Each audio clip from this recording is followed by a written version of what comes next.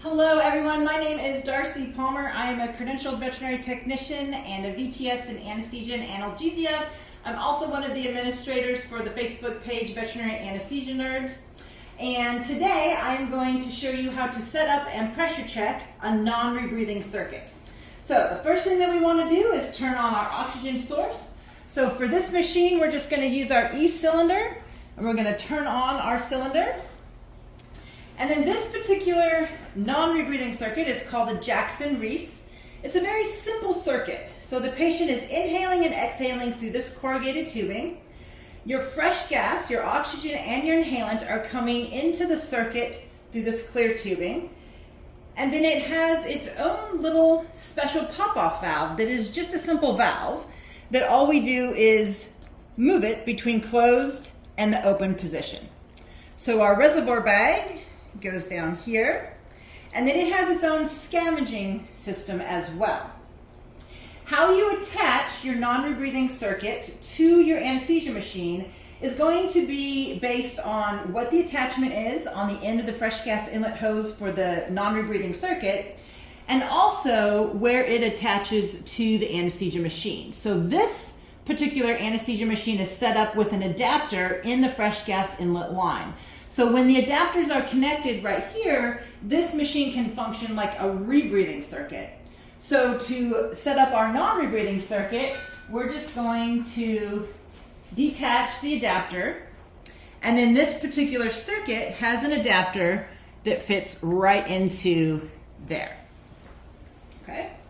Now, when we break this fresh gas inlet line, that means that all of this, so the soda line canister, the one-way valves, and the pop-off valve are no longer part of this circuit.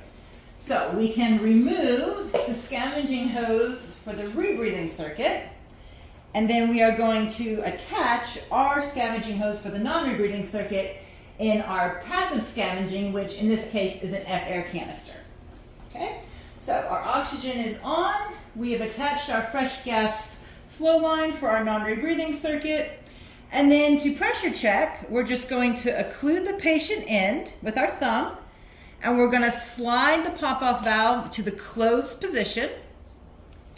And then for this setup, I can use my flush valve. And you'll notice that this circuit does not have a manometer, so there's no way to see if pressure is holding constant. So for that reason, we overinflate our reservoir bag and we hold it for a solid 10 to 15 seconds to make sure that the bag itself is not leaking. Okay, that looks pretty good. And then to release the pressure, we're going to open our pop-off valve. And that's going to release the pressure. We don't want to remove our thumb from the patient end because it's very important that you check to make sure that this valve is functioning appropriately.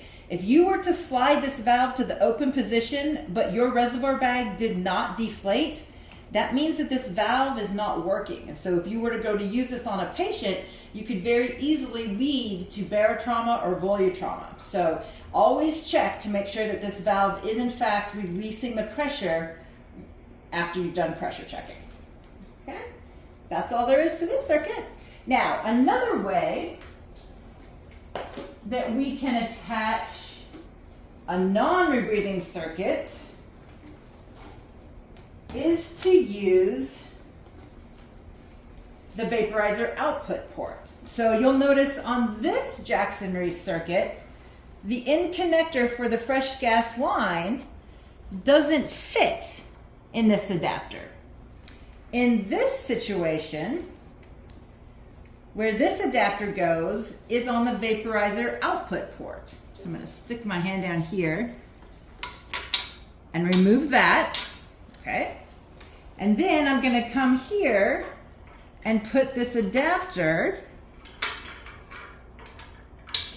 in the vaporizer output port.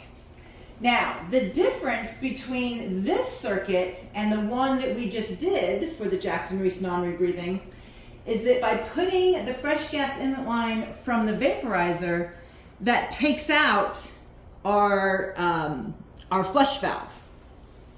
So in order to fill the reservoir bag on this circuit, so we've closed the pop-off valve, we've occluded the patient in.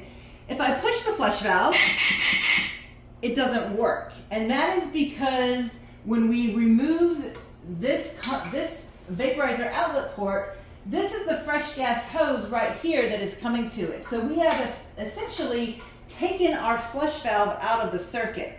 So the only way that we can fill the reservoir bag now is to turn on our flow meter and stand here and wait until our reservoir bag fills. So remember, we're gonna overfill it just a little bit. And then now we're gonna turn back off our flow meter, and then we're going to watch it to make sure that it holds steady for 10 to 15 seconds. And again, we're looking for leaks in the reservoir bag, leaks in the circuit, anywhere up here. And as long as it's not leaking, we release the pressure by moving the valve to the open position, and that releases the pressure. That's it.